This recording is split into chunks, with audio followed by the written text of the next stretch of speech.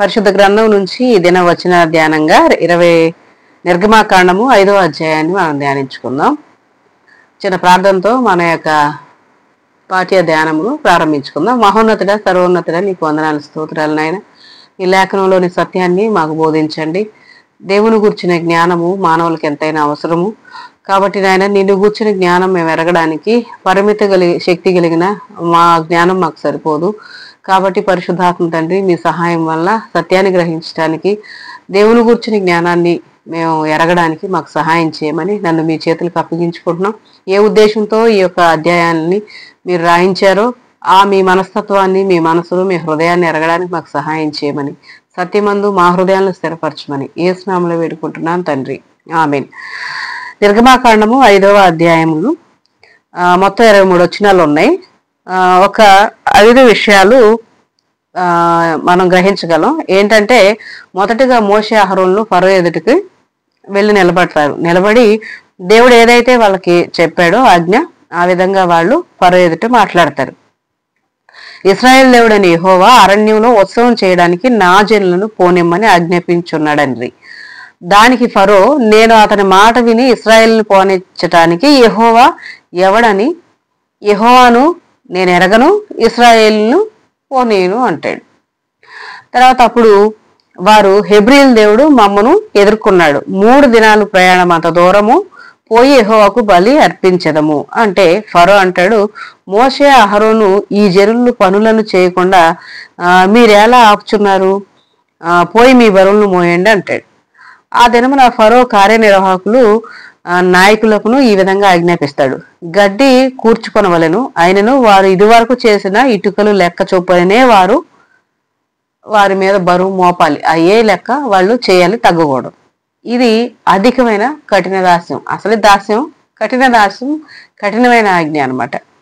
కాబట్టి ఈ యొక్క కార్యనిర్వాహకులు ఇశ్రాయేలీలు నాయకుల మీద పెట్టిన ఈ యొక్క భారము, ఎప్పటికప్పుడు వాళ్ళు లెక్క చేయాలి అని అంటే, వాళ్ళు చేయలేకపోయినప్పుడు ఎందుకు చేయలేకపోయారు అని చెప్పి కొట్టడం.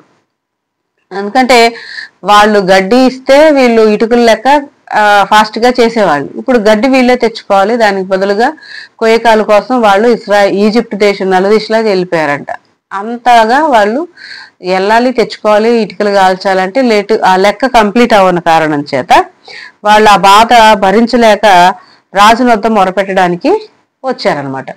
కాబట్టి ఫరో కఠినుడు, జాలి లేనివాడు కాబట్టి రాజు దగ్గరకు మొరపెట్టడానికి వచ్చినప్పుడు మోషే అహరోనులు వారిని చూసి వాళ్ళని ఎదుర్కోవడానికి వెళ్ళినప్పుడు ఇశ్రాయేలీలు ఆ యొక్క కఠినమైన దెబ్బలు వాళ్ళని కొట్టడం, ఈ కఠినమైన పనిని బట్టి దేవుడు న్యాయం తీర్చాలి అని చెప్పి అంటారు. ఇంకా వాళ్ళు ఏమీ అనలేక వారి యొద్ద నుండి బయలుదేరి వచ్చినప్పుడు తమను ఎదుర్కొన్నట్టుకు దారిలో నిలిచిన మోషే అహరోనులను కలుసుకొని, యెహోవా మిమ్ము చూచి న్యాయము తీర్చునుగాక, ఫరో ఎదుటను అతని దాసుల ఎదుటను మమ్మును అసహ్యులునుగా చేసి మమ్ము చంపుటికై వారి చేతికి ఖడ్గం ఇచ్చితిరని వారితో అనగా, మోషే ఏం చేశారంటే యెహోవా యొద్దకు తిరిగి వెళ్ళి, ప్రభువా, నీవేళ ఈ ప్రజలు కీడు చేసితివి, నన్నేలా పంపితివి, నేను నీ పేరట మాట్లాడుటకు ఫరో యొద్దకు వచ్చినప్పటి నుండి అతడు ఈ జనులకు కీడే చేయుచున్నాడు, ఈ జనులను విడిపించడం లేదు అని అతను ప్రార్థన చేస్తాడు. ఈ విషయాలు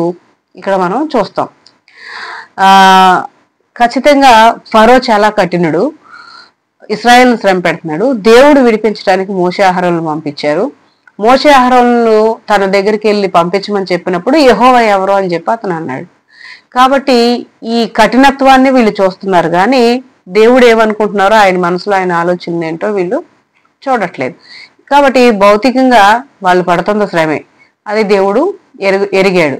మా మొర విన్నాడు, మమ్మల్ని విడిపించడానికి మోషే అహరోనులను పంపించాడు అని చెప్పి వాళ్ళని సంతోషించిన దినం, దేవుడికి నమస్కారం చేసిన దినం ఉంది. కానీ ఇప్పుడున్నటువంటి అధికమైన ఈ కఠినత్వాన్ని బట్టి వాళ్ళు వేకులు పడి మోషే అహరోనుల మీద కూడా వాళ్ళు కఠినంగా మాట్లాడారు. అప్పుడు దేవుడు మోషే ప్రార్థనకి ఖచ్చితంగా జవాబును ఇచ్చారనమాట.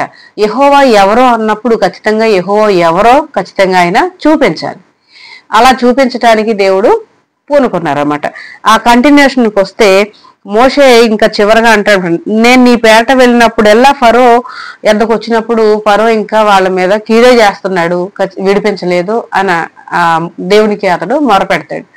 నిజమే, అది అక్కడ నిజమే. కానీ యెహోవా ఎద్దకు తిరిగి వెళ్ళి, మోషే నన్నెందుకు పంపించావు, ఈ ప్రజలకు ఎందుకు కీడు చేస్తున్నావు అంటే దేవుడు కీడు చేయలే. ఖచ్చితంగా దేవుడు మేలు చేయడానికే మోషేను పంపించాడు. కానీ అక్కడ పరిస్థితులను బట్టి వీళ్ళు మాట్లాడుతున్నారు అనమాట. కాబట్టి నన్నెందుకు పంపించావు అని అంటున్నాడు. ఎందుకు పంపించారంటే 6వ అధ్యాయం ఆ కంటిన్యూషన్ కూడా చూస్తే, అందుకు యెహోవా ఫరోకు నేను చేయబోచున్న దాన్ని నీవు నిశ్చయంగా చూస్తావు, బలమైన హస్తం చేత అతడు వారిని పోనిచ్చును. బలమైన హస్తం చేతనే అతడు తన దేశంలో నుండి వారిని తోలివేయనని మోషేతో దేవుడు చెప్తారనమాట. కాబట్టి బలమైన హస్తంతో దేవుడు ఖచ్చితంగా ఆ దేశంలోంచి తోలివేస్తాడని చెప్పి చెప్తున్నారు. ఇప్పుడు వీళ్ళున్న పరిస్థితి ఒకలాగా ఉంది. నేను వెళ్ళినందుకే ఎంత కఠినంగా ప్రవర్తిస్తా ఉంటే ఖచ్చితంగా పోనిస్తాడని మీరు చెప్తున్నారు. ఇశ్రాయేలీయులకి ఆ వ్యాకులతను బట్టి నమ్మే ఓపిక లేదు.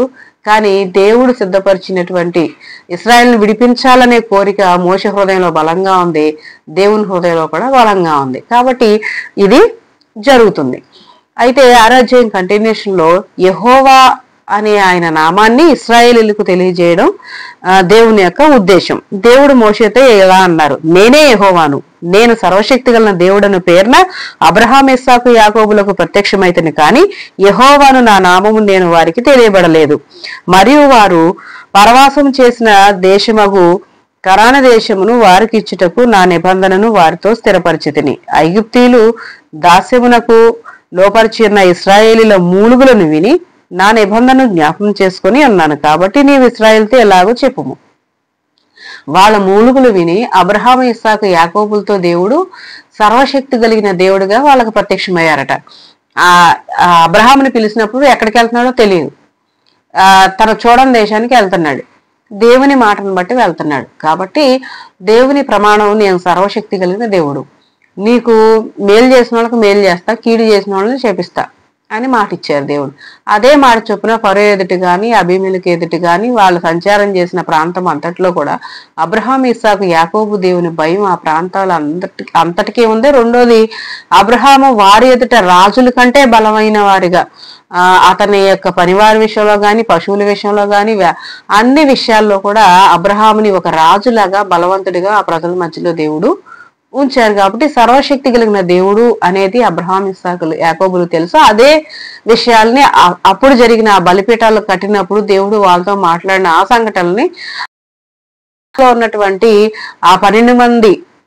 కాబట్టి ఇప్పుడు యెహోవా అనే నామం ఏంటో 34వ అధ్యాయం నిర్గమాకాండము 6వ వచనంలో చూస్తే, అతని ఎదుట యెహోవా అతని దాటి వెళ్ళుచు. యెహోవా అంటే కనికరము, దయ, దీర్ఘశాంతము, విస్తారమైన కృపాసత్యము గల దేవుడైన యెహోవా.